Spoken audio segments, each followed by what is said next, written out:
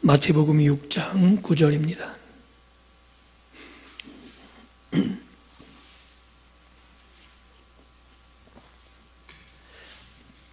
마태복음 6장 9절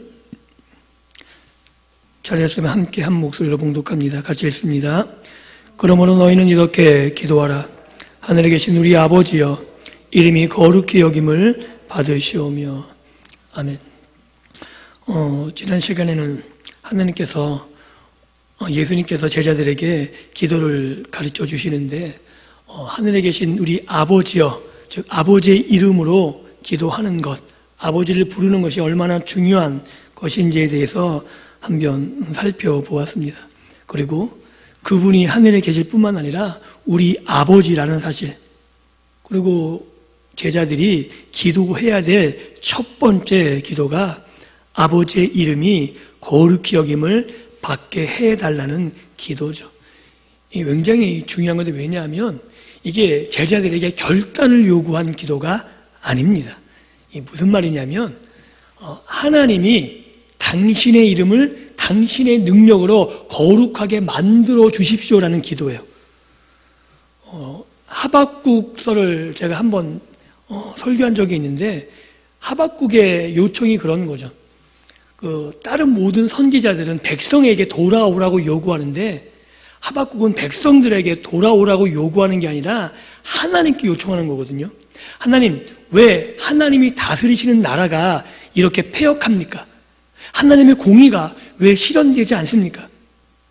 정말 하나님 계십니까? 하나님이 계시다면 하나님이 일하셔서 이 나라의 공의를 실현시켜 주십시오. 즉 하나님께 요청하는 거거든요.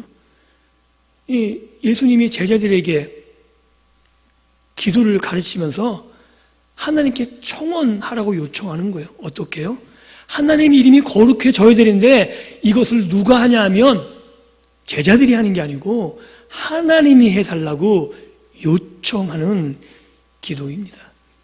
그래서 이 기도가 우리의 삶을 위한 기도와는 좀 질적으로 다른 기도라고 말씀드릴 수 있는 거죠. 그런데 하나님이 직접 하셔야 되는 그 일이 뭐냐 하면 당신의 이름에 관한 것이에요. 하나님의 이름이라는 게 굉장히 중요하다는 얘기죠. 우리가 익히 알고 있듯이 하나님의 이름하면 가장 먼저 떠오르는 게 뭐냐면 여호와예요. 그죠? 구약에서 이스라엘 백성들이 하나님의 이름으로 가장 많이 알고 있는 게 여호와죠.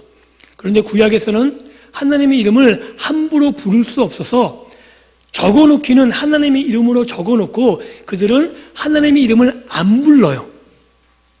그래서 다른 말로 호칭을 불러요. 그게 뭐냐면 아도나이, 주라는 뜻이에요. 그래서 성경에서 주가 나오면 대부분 하나님이란 의미가 돼요. 특별히 여호와. 그렇게 이름을 부르기도 부담스러운 거거든요. 얼마나 부담스러웠냐면 옛날에는 이렇게 인쇄되지 않아서 서기관들이 다 필사했거든요. 그런데 여호와라는 이름만 나오면 쓰기 전에 붓을 놓고 샤워하고 목욕 재개하고 썼어요. 그 이름이 얼마나 두려운지 그것을 대변해 주는 거거든요. 그런데 이 여호와라는 건 구약에 있어서 예수님도 그렇고 제자들도 그렇고 익히 알고 있는 가장 중요한 이름인데, 이게 뭐냐 하면 언약에 관한 이름이에요. 즉 하나님이 이스라엘과 언약 관계에서 알려주신 이름이거든요. 하나님이 모세에게 친히 나는 여호와다, 나는 스스로 있는 자다, 아니면 나는 모든 것을 있게 하는 자다, 정확한 의미는 알려져 있지 않아요. 그런데 이게 하나님이 모세에게 자신을 계시하신 이름이죠. 그러면 그 전에 여호와라는 이름이 없었냐? 아니요, 있었어요.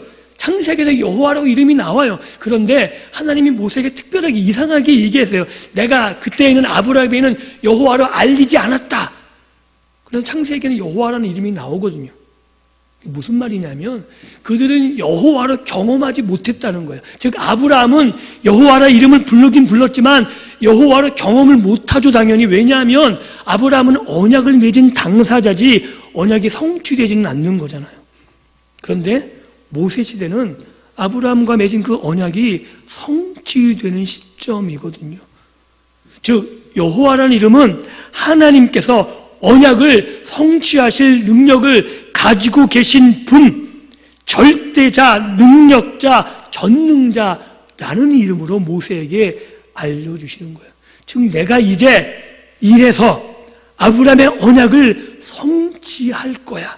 그러니 그 이름으로 백성들에게 나를 알려라, 나를 경험시켜라 라고 말하고 있는 겁니다. 그래서 하나님이 모세에게 아브라함의 하나님, 이삭의 하나님, 야곱의 하나님으로 나온 건 그들과 언약을 맺은 하나님, 그 언약을 내가 이제 때가 되어서 아브라함에게 약속한 그 때가 되어서 이제 내가 이루어내겠다 라는 것을 천명하고 계시는 거죠. 이것을 예수님 당시 이스라엘 백성들은 다 알고 있는 하나님 여호와에 관한 이름입니다. 이게 이스라엘에게 있어서 빼어놓을 수 있는 하나님과 자신들의 관계를 설명하는 거죠. 그래서 출애굽기에 특별히 언약 공식이라는 게 나와요. 즉 하나님과 이스라엘이 관계를 맺는, 이거는 굉장히 중요한 거예요. 너희는 내 백성이 되고 나는 너희 하나님이 될 것이다. 떼어놓을 수 없는 것이거든요. 그래서 이 말이 굉장히 중요한데 지금 예수님 시점엔 이게 깨어졌어요. 이스라엘이 식민지 생활하고 있다는 자체가 하나님 앞에 심판을, 징계를 받았다는 것이고 결국 그 전제가 뭐냐 하면 이 언약이 하나님이 이스라엘의 하나님이 되고 너희는 내 백성이 된다는 그 관계가 깨어져 있는 상태가 전제되어져 있다는 거죠. 그런데 그런 상태에서 이스라엘이 하나님께 회개하지도 않고 돌아오지도 않았는데 언약이 회복되지도 않았는데 예수님이 제자들에게 무엇을 가르치고 있냐면 언약이 회복되었다고, 그래서 너희가 하나님의 이름으로 기도하라고 가르쳐 주고 계신 거죠. 이게 얼마나 놀라운 이야기인지 모릅니다. 우리는 이게 상상이 안 가요. 왜냐하면 그냥 성경에서 매번 들었던 이야기거든요. 그런데 이스라엘에게서는 굉장히 충격적인 이야기예요. 지난 시간에도 얘기했듯이 세례 요한이 왔을 때 왜 사람들이 벌떼같이 몰려들었냐면 하나님의 말씀이 400년 동안 없었어요. 즉 400년 동안 이스라엘은 하나님과 깨어진 관계에 있었다고요. 하나님께 돌아가고 싶어도 돌아갈 방법도 없고 어떻게 돌아가야 되는지 무엇해야 되는지 아무것도 없는 그 백지 같은 상태에서 하나님이 다시금 선포하고 계시거든요. 돌아와라. 내가 왔으니 너희가 돌아와라 라고 말한 그 선포, 세례 요한의 메시지가 그들에게는 정말 단비와 같은 은혜의 메시지였다고 말씀드릴 수 있는 거죠. 그래서 그들은 하나님께 돌아갈 방법이 무엇인지 다 묻는 거예요. 우리가 어떻게 하면 됩니까? 그게 단지 자기 죄의 문제가 아니라 그들은 400년 동안 하나님께 돌아갈 수 없었는데 하나님의 메시지가 선포되자 세례 요한을 향해서 우리가 어떻게 하면 돌아갈 수 있습니까? 하나님이 계신 곳에 우리가 어떻게 하면 돌아갈 수 있습니까? 라고 묻고 있는 거죠. 그래서 예수님은 거기서 더 나아가 하나님이 이제 아버지라고 말하고 계시며 하나님의 언약을 회복시키시며 하나님의 이름이 거룩하게 돼야 되는 하나님이 이제 일하실 거라고 말하고 있는 거죠. 지금 예수님 당시의 상황이 하나님의 이름이 모욕을 받는 상황, 언약이 깨어졌기 때문에 이미 이스라엘이 식민지 상태도 되어 있고 하나님이 다른 신들에게 포로가 되어 있는 말도 안 되는 상황에 처해 있는 현실이라고 말했습니다. 그런데 그 성전도 의미가 없죠. 그 당시에. 왜냐하면 강도와 도적들의 소굴이 됐다고 예수님이 성전을 정화하시잖아요. 이게 왜 이렇게 중요하냐면 이 성전은 하나님이 임재하시는 곳이거든요. 그래서 그것은 깨끗, 거룩해야 돼요. 그래서 거룩하지 않으면 하나님이 임재가 되지 않기 때문에 예수님께서는 하나님의 임재를, 하나님 이곳에 거하셔야 되는데 하나님이 거하실 수 없는 상태가 되어 있는 그것을 뒤집고 쓸어버리시면서 청소하시는 거죠. 그게 왜 중요하냐면 그곳에 하나님이 임재하셔야 되기 때문이에요. 예수님께서 오신 이유는 하나님이 임재하기 위해서, 하나님이 이 땅에 오시기 위해서 사람의 몸을 입고 오신 건데 하나님이 계실 곳이 없잖아요. 다 부정해지고 다 타락하고.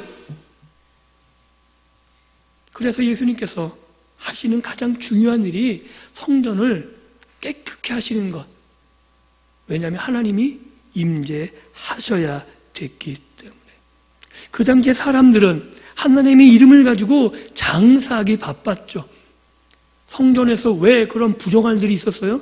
다 제사장들이 자기의 돈과 부를 치부에 사용하기 위해서 부정한 짐승들을 갖다 놓고서 정하다고 거짓말하며 백성들을 착취하는 그 현장이 성전의 현장이었거든요. 바리새인들도 백성들의 존경을 받았다 그러지만 결국 자신의 기득권을 공고하기 위해서 율법으로 백성들을 억압하는 그러한 상황에 있었잖아요. 그 결과가 로마의 지배로 드러나는 겁니다. 그리고 400년 동안 하나님의 말씀이 없는 것으로 이스라엘이 얼마나 하나님 앞에 범죄함으로 하나님이 함께할 수 없는가를 보여주고 있는 거죠. 그래서 아모스서에서는 아모스가 이렇게 외쳐요. 기갈이 있을 터인데 배가 고픈 기갈이 아니라 여호와의 말씀이 없는 기갈이 너희에게 있을 거라고. 이게 무슨 말이냐면 하나님이 선지자를 보내지 않겠다는 얘기예요. 하나님이 말씀하지 않기 때문에 너희들이 하나님의 말씀을 접할 수 있는 환경을 하나님이 원천적으로 차단하겠다는 이야기죠. 그래서 실제로 그들은 하나님께 돌아가려고 아무리 애써도 하나님이 말씀하지 않으셨기 때문에 하나님의 언약을 파기한 그대로 두셨기 때문에 그들은 돌아갈 방법이 전혀 없었죠. 문제는 뭐냐 하면 이스라엘이 징계받고 심판받는 것은 맞다 쳐요. 그런데 그 가운데 누가 지금 조롱을 받고 계시냐면 하나님이 조롱과 멸시와 모욕을 당하고 계시거든요. 생각해 보세요. 로마 사람들이 하나님을 뭐라고 생각하겠어요? 위대한 신이라고 인정했을까요? 자기 신들 앞에 굴복한 신쯤이라고 여기지 않았을까요? 바벨론이나 다른 아수르, 이스라엘과 예루살렘을 지배했던 그 모든 나라들이 하나님을 제대로 인정이나 했을까요?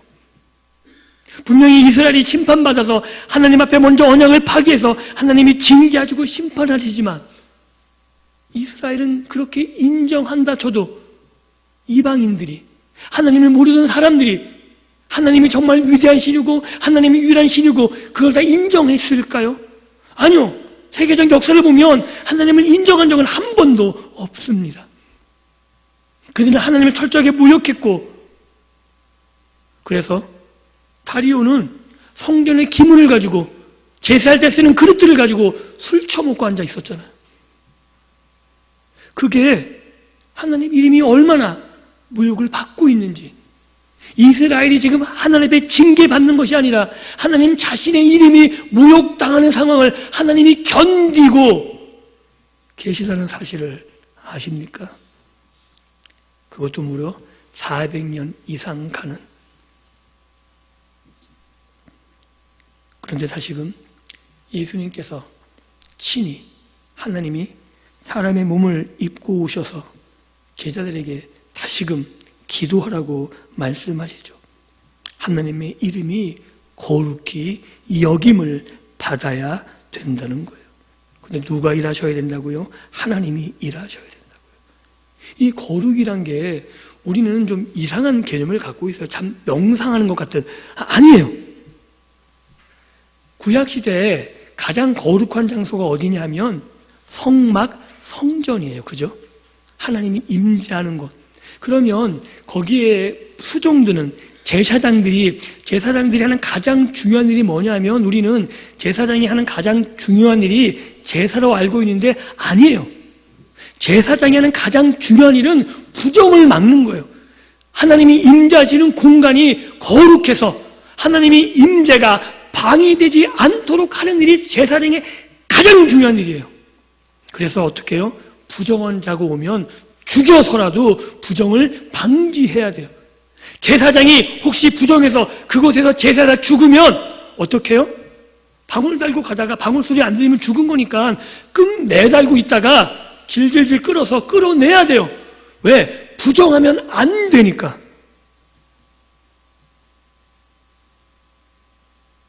이게 거룩이에요. 거룩이 왜 중요하냐면 하나님이 임재하셔야 되기 때문에 중요한 거예요. 그래서 하나님이 이스라엘에게 언약 맺으시고 너희는 내 백성이 되라 말씀하시면서 아니 이제 너희는 내 백성이라고 말씀하시면서 가장 중요하게 요구한 게 뭐냐면 내가 거룩하니 너희도 거룩하라. 왜요? 너희가 거룩하지 않으면 내가 거기에 임재할 수 없다는 거예요. 하나님 지금 이스라엘을 언약 백성 맺으시고 그들과 관계를 맺으시고 그 가운데 임재하길 원하시는데 이스라엘 백성이 거룩하지 않으면 하나님이 임재할 수 없는 거예요. 아니 임재해도 이스라엘 백성이 심판을 견딜 수 없는 거죠.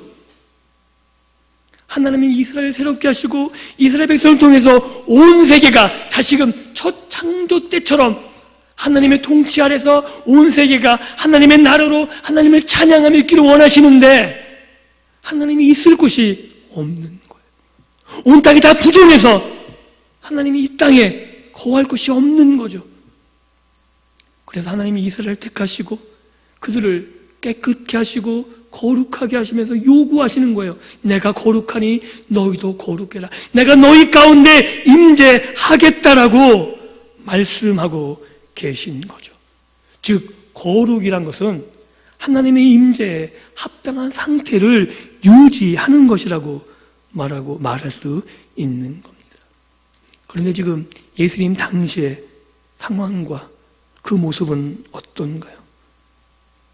하나님이 임재해야 될 성전이 부조리와 부패와 강도의 구열이 되어버렸는데 그곳에 하나님의 임재가 가능했을까요? 그곳에서부터 하나님이 임재하셔서 하나님이 다스리셔야 되는데 과연 하나님의 다스림이 이 땅 가운데 이루어질 수 있을까요? 그래서 예수님께서는 제자들에게 하나님이 이 땅 가운데 임할 수 있도록 거룩함을 기도하라고 말씀하고 계시는 거죠. 하나님, 이 땅이 이렇게 부패했고 하나님이 임재할 곳이 없어졌는데 하나님, 당신의 이름이 거룩해지는 당신이 이 땅 가운데 임할 그곳을 하나님 만들어 주십시오. 하나님 친히 일하셔서 하나님 이 땅에 다시 임재해 주십시오 라고 기도하라고 요청하고 계신 겁니다. 이게 왜 가능하냐 하면 하나님의 이름 때문에 가능한 거예요. 우리가 가장 먼저 여호와라는 이름에 대해서 말씀드렸습니다. 그죠? 여호와가 어떤 이름이라고요? 언약에 대한 이름. 언약을 성취하시는. 즉 예수님께서는 제자들에게 여호와의 이름으로 하나님이 언약을 온전히 이루실 분이니까 그 하나님의 이름에 의지해서 기도를 요청하라 그러는 거예요. 하나님 당신이 언약을 성취한다고 말씀하지 않으셨습니까? 지금 이스라엘이 회복되지 않으면 지금 하나님의 성전에 하나님이 임하시지 않으면 하나님의 통치가 이 땅 가운데 이루어지지 않으면 하나님의 언약이 회복되지 않는 건데 하나님 어떻게 하시겠습니까? 예수님께서는 이 이야기를 제자들에게 말하고 있는 거죠. 이스라엘이 범죄했을 때 하나님이 모세에게 이렇게 얘기하신 적이 있어요. 야 모세야, 내가 이 이스라엘 무기 곱고 패역한 이스라엘을 전부 죽여버리고 내가 너로 큰 민족을 세우겠다. 그때 모세가 뭐라 그래요? 하나님께 항변하죠.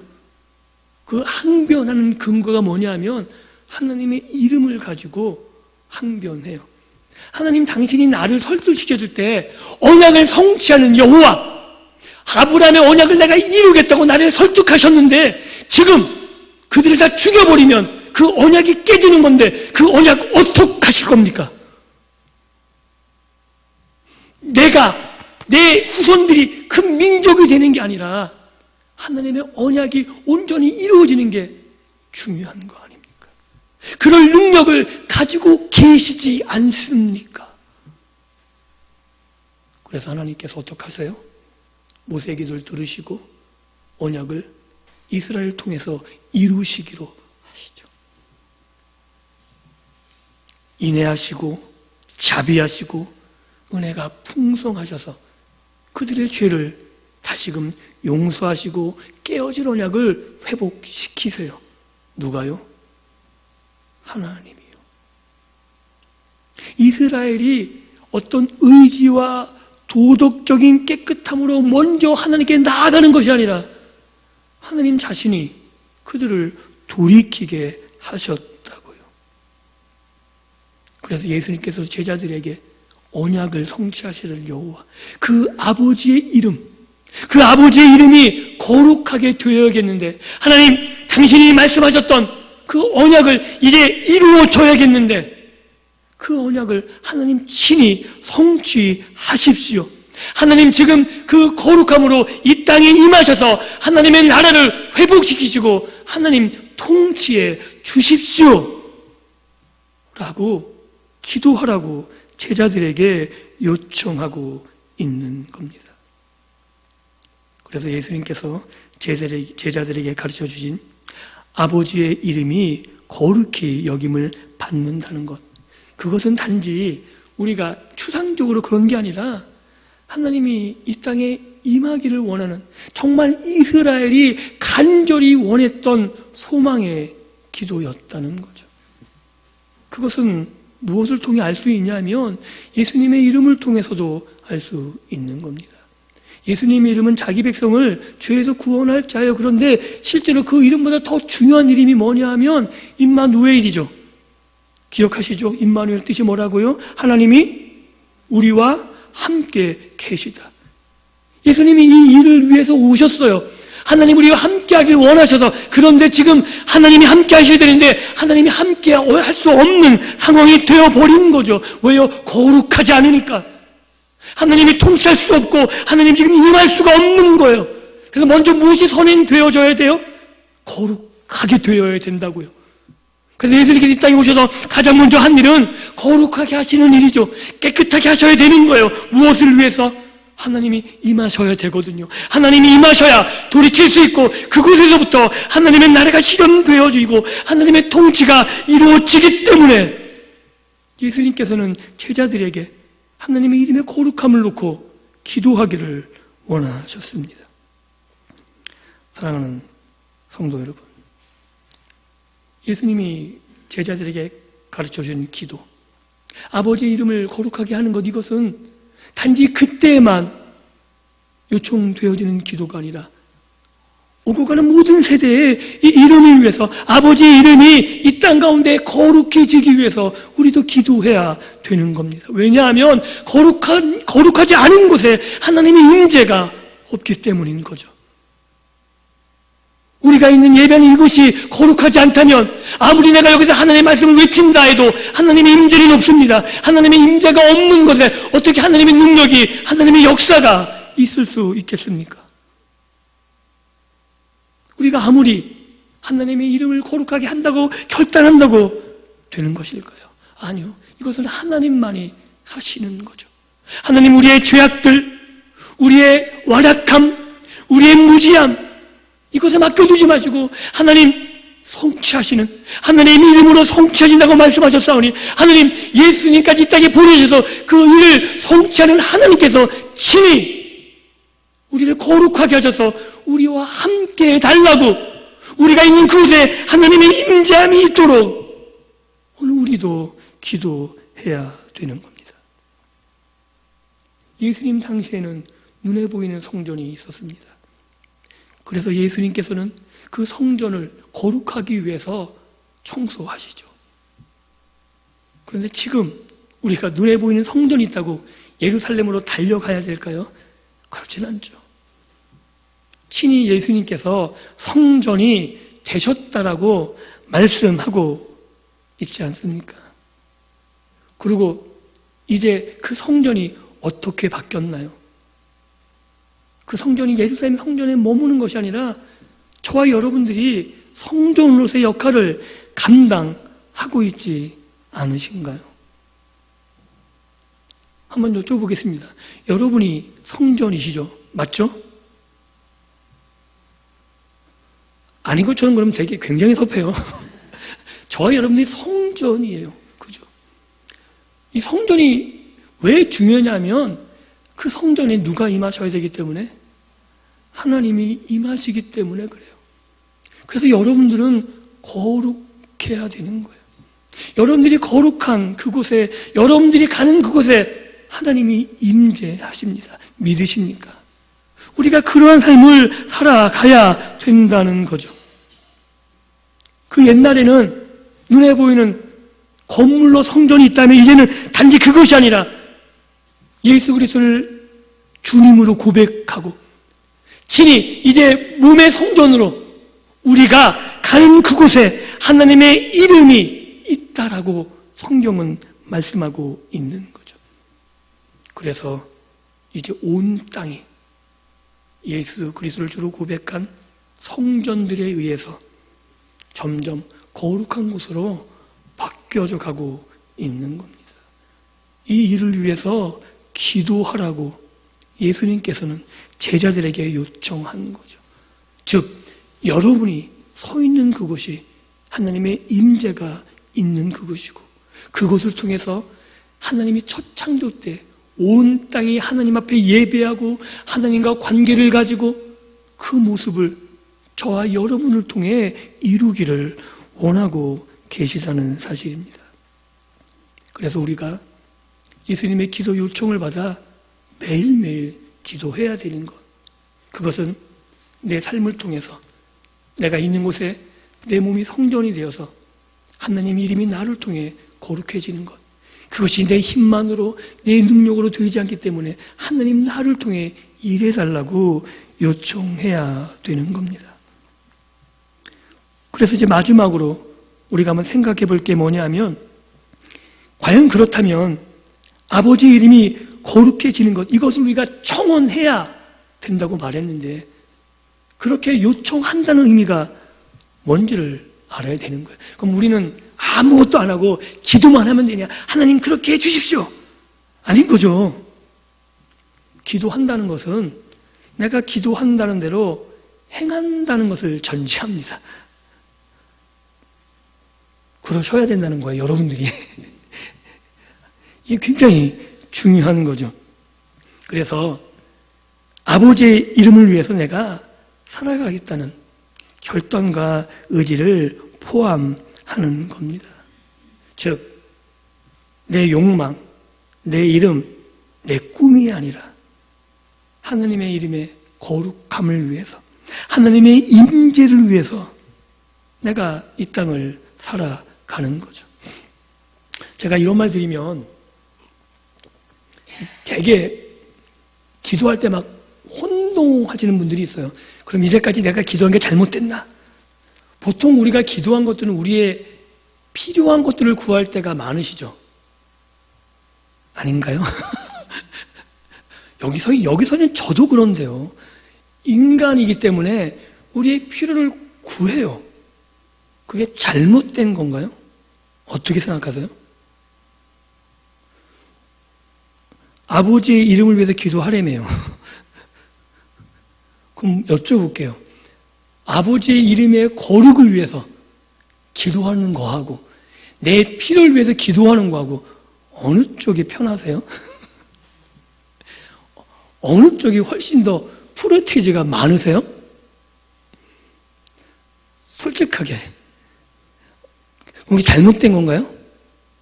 제가 걱정하는 게 뭐냐면 이렇게 기도해서 말하면 막 기도할 때마다 죄책감을 가지시는 분들이 계세요. 내가 막 아니요. 기도하세요. 괜찮다고요. 하나님은 우리의 필요를 아십니다. 그런 기도가 잘못되지 않아요. 그러나 한 가지만 기억하면 좋겠습니다. 우리의 필요를 채우시지 우리의 욕망을 채우시지 않습니다. 그리고 하나님께서 우리의 입술을 사용하셔서 들으셔야 될 기도는 전부 들으실 겁니다. 그래서 마음껏 기도하십시오. 그리고 그 하나님께서 응답하시는 경험들을 가지셔야 돼요. 그래야지 기도가 하나님께로 더 나아가게 돼요.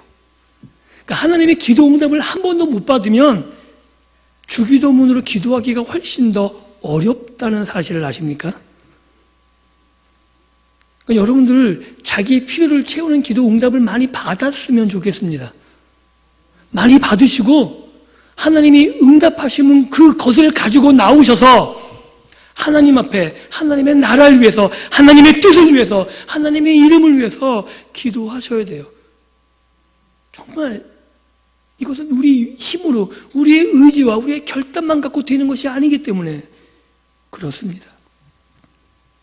그래서 우리가 예수님께로부터 요청받은 그대로 아버지의 이름을 위해서 기도할 뿐만 아니라 살아가야 되는데 그 삶은 하나님을 경외하는 삶으로 나아가는 거죠. 하나님을 경외하는 삶이 신앙의 가장 기본이라고 말할 수 있는 것은 바로 그곳에 거룩함이 있는 것이고 그 안에 하나님의 임재가 있어서 바로 그 삶이 하나님의 이름을 거룩하게 하는 삶이 되는 것이고 내가 그렇게 살아갈 때 내 삶을 통해서 나를 만나는 사람들이 하나님을 경험하게 될 것이고 그들이 하나님을 인정하게 될 것이고 그들이 나와 같이 예수를 주로 고백하는 놀라운 역사들을 경험하게 될 것이기 때문에 그렇습니다. 말씀을 맺습니다. 오늘 예수님께서는 하나님 아버지의 이름, 여호와의 이름으로 그 여호와의 이름을 의지해서 하나님의 거룩함이 이 땅 가운데 임재되도록 하나님이 이 땅 가운데 임하시도록 기도하기를 요청하셨다고 말씀드렸습니다. 그리고 그 기도가 저와 여러분들의 기도가 되어야 됩니다.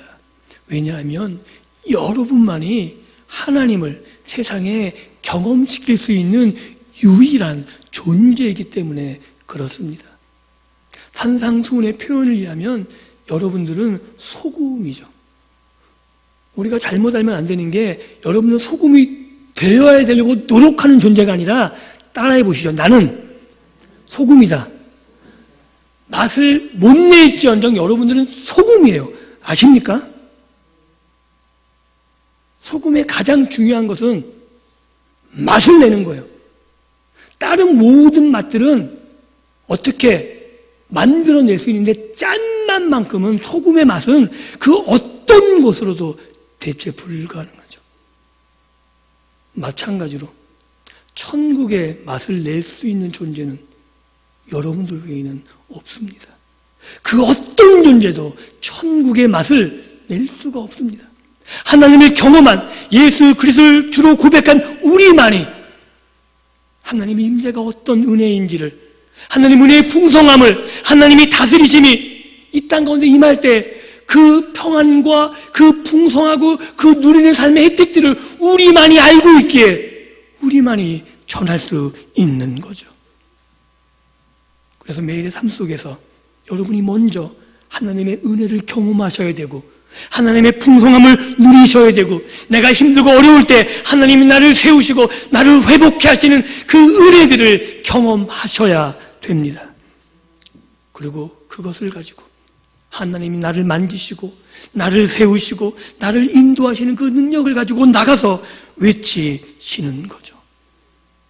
그곳에서 천국의 맛을 내므로 나를 만나는 자들이 하나님을 경험하게 되어지고 하나님의 풍성함 안에서 나와 같이 예수님을 주로 고백하는 놀라운 역사들이 저와 여러분의 삶을 통해서 입술의 증거를 통해서 이루어지는 복된 믿음의 삶을 살아가시기를 주님의 이름으로 축복합니다. 기도합니다. 하나님 감사합니다. 우리의 연약함과 우리의 약함을 예수 그리스도의 피로 씻으시고 우리를 구원하셔서 하나님의 백성, 하나님의 자녀 삼아주시니 감사합니다.